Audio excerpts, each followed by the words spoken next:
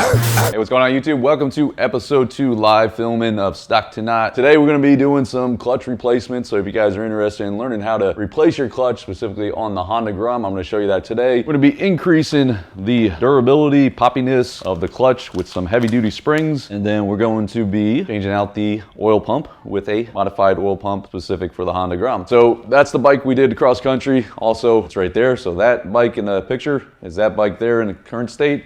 Last week, we took apart the top end, removed the jug, the head, and we took apart the side case, which we're gonna be working on today. The plan is to take off the spinner, take off the clutch basket, clutch springs, clutch pressure plate, and replace the internals of the clutch. We're putting in the Koso clutch kit. They come with their own little springs, 60% they say, but I use the Katako springs instead of the Koso. I didn't really like the Koso springs, but we're putting something new in this year. These are courtesy of the guys in Orange County in California. They told me about these guys. So as you guys can see, they're straight out of the motherland, but there's the part number. These are pretty beefy. Papa D, appreciate it, man, became a member. Anyone who becomes a member, you get special perks. You get to watch the live stream afterwards. So if you want to watch this live stream or a previous live stream, you can do that via the membership community tab. So just click community and then you'll see all the private, unlisted live streams that previously happened. So you have to be a member to see that. The top super chat person, Tampa125, is going to stay up there until they get beaten, and then you can have 6 letters or numbers of your choice with a little thing in front of it. What we're looking at here is the Honda Grom that's going to be given away. So if you want to become a patron, enter into the giveaway. Additional information is down below, so just click that link. Wicked_VFR donated $20 through Super Chat. Tampa125 who? What we're looking at right here is the Honda Grom clutch cover disassembled as far as the clutch cover is off. We got the clutch basket, the oil spinner right here. Today we're going to be removing the oil spinner, removing the basket, and I'm going to show you how to replace your clutch. So if your clutch went out, or if you just want to upgrade your clutch, I'm going to show you how to do that today. We're also going to be adding an oil mod pump from Straight Up Pumps and a inner clutch basket. This is from Straight Up as well. Tracy donated $1 through Super Chat. $20. Showing support, and we can't get too wicked today.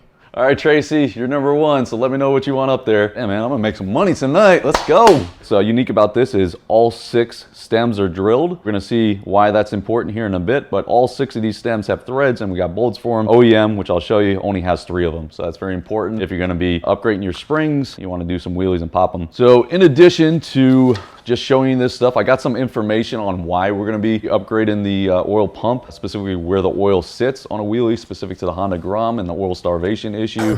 John Hooligan donated $1 through Super Chat. Appreciate John, it's good to see you in here again. Wicked_VFR donated $1 through Super Chat. Tracy who? All right, here it comes.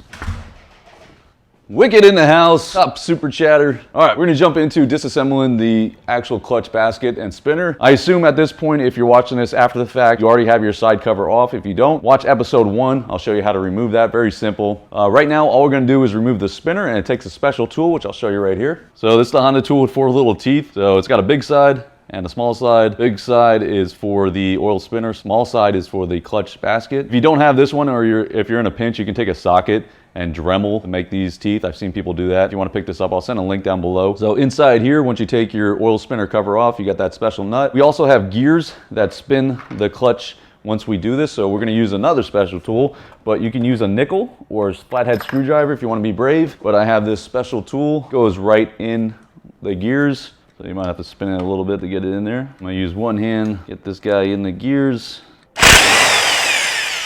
Easy as can be. So once you loosen that, pull it, comes off as one. Your little heck nut thing right there, you got a washer. So this is the OEM oil pump, and this is the clutch basket itself, oil pan right there. We're just gonna work off the bike. So you can work, just put this bearing somewhere safe. You can work on the bike, so if you don't want to take everything off, you can lay your bike on the side, do all this while the bike's on the side. I don't recommend personally working on the clutch basket and the clutch pressure plate and the springs when it's on the upright position. If you take these off and then put them back on, it's kind of hard to get them to sit in there and crank it down. It's definitely easier if you take the whole basket off or you lay the bike on the side. What we're going to do is we're going to remove the entire basket with the pressure plate and the spring's still attached, then we're going to disassemble it on the bench. So to do that, I got to remove these 2 bolts for the oil pan and this nut, and everything will come off together. There's a 10mm on the bottom. If you forget to put this back on as you're putting this in, you got to remove the entire basket, because as you guys can see, it doesn't come off by itself, so it's kind of like sandwiched in between the basket. So we flip this guy around, now we have the smaller side, goes right in there.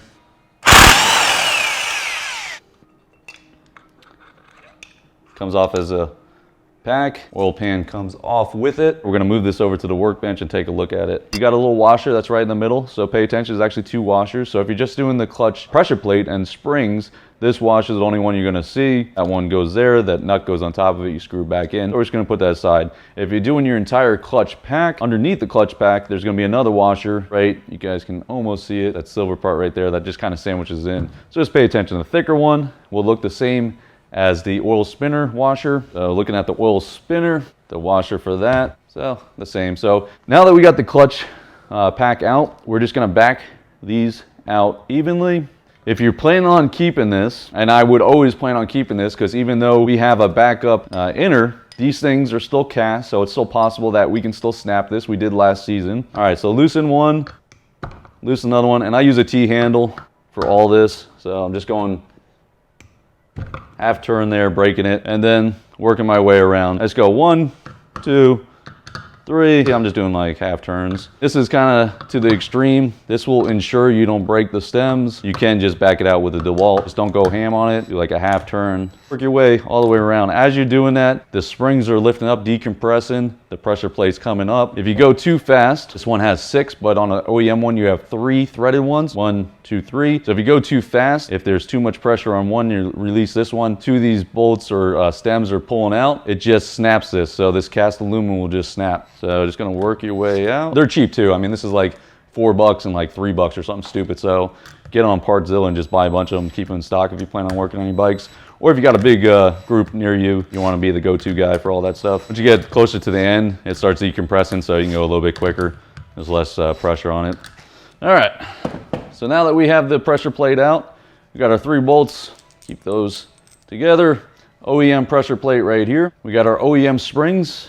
So on the right is OEM, on the left is COSO. You can see how much more I can compress it. So these are 60% quote unquote, stiffer springs than this. Find that this 60%, which is a COSO, and a Katako 60% is different. I find the Katako 60% is actually stiffer than the COSO 60% as a reference, but stock is 0, I guess. Then there's EBC, which are 15%, which I find are garbage. So I would stay with the COSO, the Katako, or I've never tried them before. We're gonna put these bad boys in. These are probably, I don't even know what they are. So I believe the blues, I think the idea with this was the blues go on, I think it's almost like the Busa springs. The blues are like OEMs. I feel like the reds are, I'll just try this one. I feel like the reds are less stiff. So let's find the stock one. Okay, so there you go. And then against the red one. So red must be closer to stock than that. Still not stock. So that's what we're using. Link down below if you want to pick them up. Wait to make sure we don't snap anything before you go and buy stuff. One thing I didn't mention is you need to soak your clutch fibers, your new ones, in oil. So I just put them in last night. A few hours is fine, but just you want to get those fibers nice and lubricated before you put it in. So we're going to go ahead and take apart the clutch basket now. So we have an outer, which is this guy right here. We have our clutch fibers, which as you guys can see, still look brand new. Gonna go fiber steel all the way back. This is our clutch basket housing. This thing's expensive, so don't mess that up. These guys are cheap. This is our OEM, same as what you're looking at there, except for, if you guys can see, this one, and that one are threaded. The other ones are not threaded, where the straight up one is completely threaded. But if you're replacing your clutch plates right now, I would assume these are completely black. If you burnt out your clutch, you'll most likely see it in the fibers once you take it apart. So if it's an adjustment issue, what you can do is take the side cover off and try to peek in there. If you see it less looking like oil and more looking like black oil, like old burnt up oil, then your clutch is probably burnt out.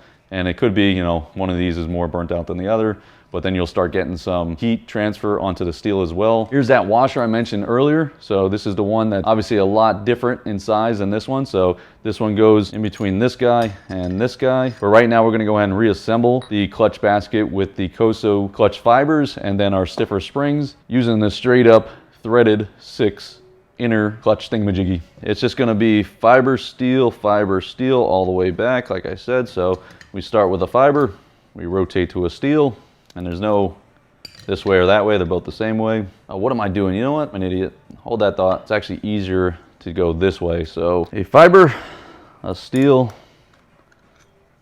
a fiber. So you want to keep the teeth lined up. They're all going to need to be sandwiched together when it all comes together, so you'll see in a second. But I believe, if memory serves me right, this is the better way to do it. We'll find out in a second. But just rotating as I go. Once you get that together, you're going to want to line up all these little tabs so they're in line. So now we got our new straight up threaded, 6-threaded back plate here, and we just gotta, you see the gears inside there? We gotta marry those guys up. So we might have to spin it to a different hole to get it to sit properly. There it is. So make sure before you start putting it together, this is completely flush with that. So what happens sometimes, especially if you do it on the bike, you can put this together and not realize that you have this big gap right there, and you start putting the pressure plate on the springs and you're gonna snap these because it's not sitting flush. So you have more strain on less of the stem. So make sure that this is completely flush. So this is not correct. Get all these lined up. That is correct. So see how the pack is nice and tight? Make sure your pack is nice and tight. We gotta slide these two pieces together, putting our washer back in its little hole. It might move around a little bit, but we can still get in from the other side. Drop this guy in here. Okay, so once it drops in like that, I like to pull it out a little bit just to make sure. So what I showed you earlier with the teeth, make sure that the back part is still sitting nice in there. So when I did that, my washer went running on me. Wiggle her back. I might have to take this all the way out and keep my finger there. So if your washer is like that and you put it back in, you'll definitely notice it. There was a guy that did that. I had to take his bike apart and move that guy, but you'll definitely notice that. Okay, keep my finger in there. That should be good like that. The washer's there, pack's in there. Now we're gonna move on to putting the pressure plate and springs in there. So I got a different pressure plate that has 6 holes in it. So obviously the OEM one only has 3. Definitely billet is the way to go. The problem with some billets, this guy will not fit through the pressure plate opening there. So it's really thick. So when you try to put this in to tighten up that nut, you'll hit the pressure plate. So normally if you have a thicker pressure plate, you have to assemble it, put this whole basket back on, then tighten that nut down. Then you would have to build your springs and your pressure plate because this won't fit in there to tighten the basket. So we're gonna now put our blue and red springs every other stem, boop, boop. Then we have little indentations here where the spring will sit. So it sits right on top of it, as you guys can see. So if you do this on the bike, you really have to make sure that it sits properly. Sometimes the springs will be off like this, and you'll just have issues to where you're gonna snap something. Like I said, this is a unique outer. So the stock one only has the 3. This has the 6. Straight up gives you all these bolts, which is nice. We're just gonna take our time, work our way around this guy. Kind of like you would do a lug nut on a car. Bing, bing, bing, bing, bing, bing. All the way around. Try to pay attention during this, especially if you got these stiff springs. Start with the blues. The blues were a little stiffer. So we'll go blue, blue, blue to red, red, red, and then blue, blue. You see what I'm saying, right? All right, side profile. You guys can see the pressure plate, the springs. We're gonna tighten the bolts down until it's flush with that, and it'll stop turning once we get all the way tightened down. Blue to blue to blue. It might be overkill. Again, I've just snapped so many of these, so that's just my process. To each their own. Garageless donated $2 through Super Chat. Hit that like button and shameless plug for GARAGELESS. Nice plug there, Garageless. Texas Speak said nope. Appreciate it, man. Thanks for the $2. Hit a like. Go follow Garageless. We're gonna get a little brave here. Dinah Mobbin donated $5 through Super Chat. FLMM Saturday Ace Cafe Orlando 49 p.m. Be there or be lame. Look, again, it's starting to get tight. The springs are definitely compressing. Make sure my springs are still sitting on the lip of the pressure plate. Everything looks good. So now we're gonna start torquing down. So I'm just gonna switch to this just so I have more control over it. But where you're gonna start snapping stuff is once you get close to the bottom, if you keep turning, you'll feel like you're still turning, and then it'll just go and then break loose and you snap the stem right on the base right there. It might just be a hairline fracture, but enough to mess up your whole day. And I can feel like these are loose. So you see the little guy, he's wobbling. So that means that the pressure is not on this one. So I'll just get that one tight, give it a turn. This is a little bit of a tedious process, but you just gotta work your way down, tighten it down evenly. So I'm just spinning the loose slack to keep the, to get the point to where the spring starts compressing and working my way down. So you'll see right here again, it's loose because all these are tighter than that. And when it gets tight, I just give it about a half turn. Work my way around. And eventually, these guys will stop being loose when there's no more thread down there. Okay, this one is tight. That one's done. This one's done. That one's done. That one's done.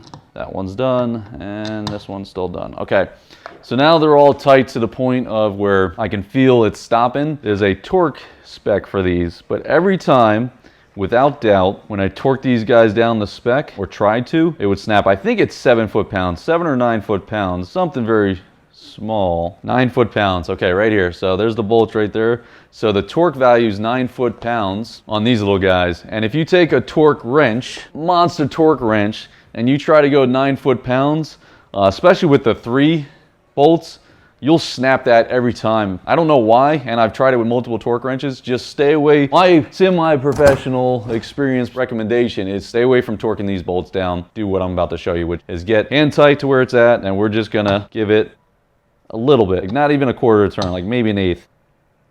Nug it up. That's it.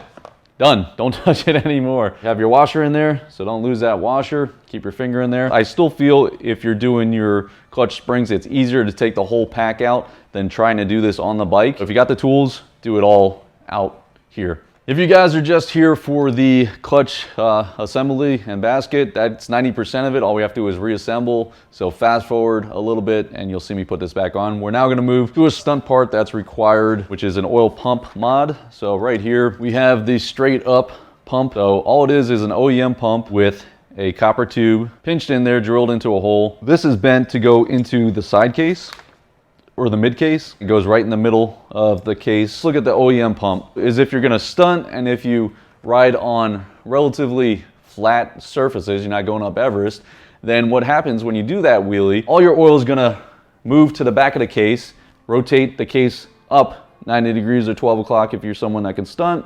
All your oil sits back here.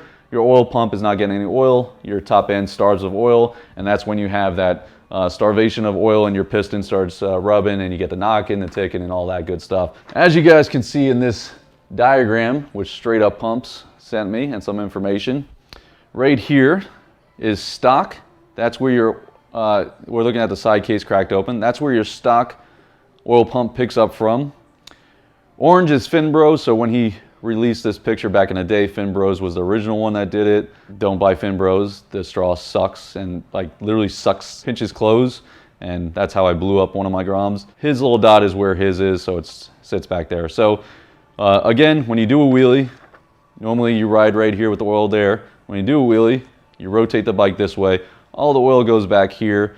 The only way to get oil back up to the top oil pump and to the head and the piston rather is by that straw, suck it in from the back. So that's what the pickup mod does. If you're gonna stunt on the Honda Grom, make sure, especially when you start getting into it, because when you're learning how to stunt, you're chasing out the wheelies, you're getting high in the RPMs. So if you start keeping them up longer and you're up there high in the RPMs, you're just starving it of oil, so the top end's not getting any oil, and you're going in and out on that piston really fast. So that's when you'll start getting the wear.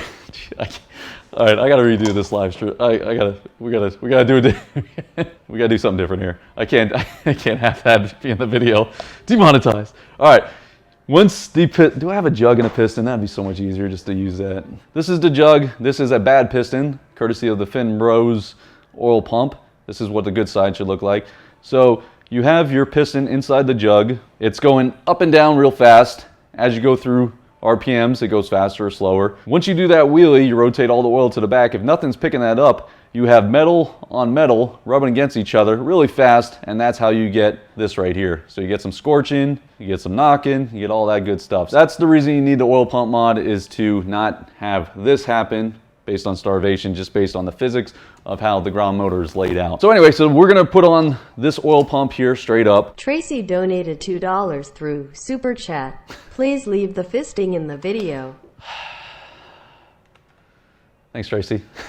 All right, now we're gonna move on to the oil pump. We're actually gonna remove it. So if you just wanna put this straight up or any type of aftermarket oil pump in there, you don't need to remove the spinner, you don't need to remove the clutch basket. Although it is easier to get to the bolts, you can get in there with an open end. On this one, I believe, is the hardest one to get to. Everyone else is pretty clear. So just 3 bolts there. It's on a gear, so that little gear right there just marries up with this gear. So just wiggle her out. There she is. We're gonna save the oil pump until I get the clutch basket back on. Clutch basket is gonna go first, then the spinner. So the spinner is what gets in the way, so we'll do that last. So right now we're gonna go ahead and put clutch basket back in its hole. We have our washer in the back. Remember to keep your finger in there. And as I mentioned earlier, you're gonna want to put your oil pan in there with it. So just marry it with it, slide up, get it on this gear, making sure those bushings are still there. I did see that they were still there. There we go. Now it's in. We have our washer, which we'll finesse on there. Our little nut. Grab my special nut tool and just get it started. Hand cranking this guy, and then it's 47 foot-pounds, I think. So if you don't have that gear holder that I showed you earlier, it does become a little bit of a tricky method to keep it from rotating, especially if you take pressure plate off and try to torque it down first and then put your pressure plate on, because this whole basket will spin. So key really is getting a clutch pressure plate where the opening is big enough for this guy to slide in. That way you can crank this down. Otherwise, if the pressure plate was out right now and the springs were out and you try to crank that down, your outer and your inner will spin, and then this is still going to spin, so we're going to need to put our little tool in the gears back there. That will keep it from rotating when we torque it down. There it is, 47, so 47 foot-pounds. This process is definitely easier if you have another person to hold the gears with that special tool. So I'm going to try to do it by myself. We're going to set our torque value to 47 on the bottom part when we tighten, and we're just hitting the gear of the oil spinner gear and the clutch basket gear. So I'm going to try to one-hand this. All right, there we go. So it locked in the gear there. I got it tight enough to where it wasn't moving on anymore. So just when I had to get it started, it was putting on it. I got a little bit torqued down, but I couldn't get my hand on it. But nuts in there, washers are in there. Now we just have to put our bearing back. So there are lube points on this. The spec calls out. This is one of them, the bearing. So make sure you lube this guy up. I feel like I just beat the shit out of it so it goes in its hole. If you guys want me to bang on it with a rubber mallet, type 1 in the live chat. If you don't, type 2 in the live chat. Put the bearing in the freezer. What kind of live stream you think this is, Tyler? We got a rubber mallet, bro. Got time to freeze things. All right, while I'm waiting on the live chat to tell me if they think I should bang on it or maybe freeze it and try it again later tonight, I'm gonna put the oil pan bolts back in there, reassemble these bolts. Seen a whole bunch of ones. So I asked the live chat if I should just bang on it with a rubber mallet. A lot of people want me just to bang on it. Where would we be without banging on things? Stock Tonight episode. I don't recommend tightening anything to torque. Just go hand tight, and that's it. A little bit extra hand tight and a little nudge. If you try to torque those things down, those bolts snap real easy. So I got a whole bunch of ones on there, hammer with a rag on it. All right, when in doubt, use brute force. So putting a little guy on there. It's not looking good, guys. Everyone spam 2. Ah, 1. Let's go. Let's go, ones. She's good. So when in doubt, bang it with a heavy thing and she flushes up. If you guys are just assembling your clutch basket, replacing the springs, that should be enough to tell you what to do. All right, time to install the oil pump. So very simple. You got a little hole down here, not to be confused with this big guy right here. Stick your tube inside the little hole, rotate up. Make sure the gears are lined up. You got your 3 little bolts lined up. We're gonna put our bolts back in. That's it, very simple, right? Live chat knows. Again, if you have your spinner on, I'm just gonna show you. Gets a little tight, but you can still finesse an open end back there. It's definitely a lot easier to work with if you have it completely off. For the oil pump, we're gonna speed things up with Mr. DeWalt here, longtime member of this show, and then we'll just hand tighten these. Again, there are specs for this, but I choose the hand tight and just a little bit more. All right, we're set. So final step, throw our spinner back on, just get it lined up. Again, it's got teeth and gears in there, so if you get stuck right there, just take it out, keep spinning her around until you get it on the shaft and she slides back. We got our thick washer. We have our larger diameter special nut here. Grab our special tool, and that torques down to 47 as well. That special tool, we just take it off, flip it around, bring Mr. DeWalt back, shove it in the bottom, find the gear, hope it stays in place. Started, keep pressure on it. just gonna torque it down right now. Keep going until she torques or falls out. Just trying to pre-load that little gear holder. I can do this one-handed. All right, 47 foot-pounds. Remove my gear holder, and that is it. Last thing we need to do is just replace the cover on the oil spinner. So you can replace this gasket or leave it on there. I've never really replaced this unless it's like really caked on there or something's wrong with it, but it goes on with the lip out, slides on like that. Take your 3 10 mils and tighten this guy. Don't go Hulk on this guy. All right, hand tight on those and she's good. Move my little tool. So link down below for this guy, you gotta buy it. And then the specialty Honda tool. 2 very important things to have if you're doing this job. There'll be links down below for these springs, the Chimera pressure plate, the oil pump, all that will be down below. And then of course the straight up, very important outer that allows to have 6 threaded holes. That way the pressure plate and the springs didn't crack any of those cast aluminum, which are really weak. That's it. We're gonna go ahead and wrap it up here today. I appreciate you guys watching. Make sure you give a like down below if you haven't done so already. If you subscribe and become a member, you can rewatch the live stream, so all that will be down below. If you want to be entered to win this Grom automatically, there's another link down below. Check that out, read the instructions, and then decide if you want to enter and support the channel. And then when we're done building that up, we're going to give it away. All right, next week, I think we're gonna head into the piston again. We're gonna replace the piston, put the top end back on, put the side cover back on, fill it up with oil, start it up, make sure everything starts, and then we're gonna work on some of the stunt parts. All right, guys, thanks for watching. We'll see you next week.